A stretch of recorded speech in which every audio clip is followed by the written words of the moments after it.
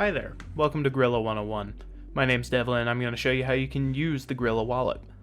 This is the Grilla wallet page. From here you can see a history of your transactions and your current balances both in the currency of your choice, in this case US dollars, and growlers, which are promotional currency that can be used for tournament entry fees on the platform. If you'd like to add funds to your wallet, first you must complete the one-time persona identity verification check and then link your bank account. You can do that by clicking Add Funds, choose the dollar amount you'd like to add, and then hit continue. When you hit continue, the Add New Account option will appear on your screen since this account has no accounts currently on file.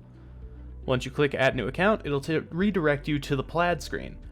Plaid is the software system used by several leading companies to connect bank accounts to users' accounts on their platform.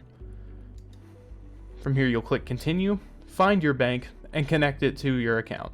Once your account is connected to your bank, you'll be able to withdraw money, add money to your wallet, and use that to be able to pay entry fees and prize pools for events. Thanks for watching, and make sure to follow us on our socials.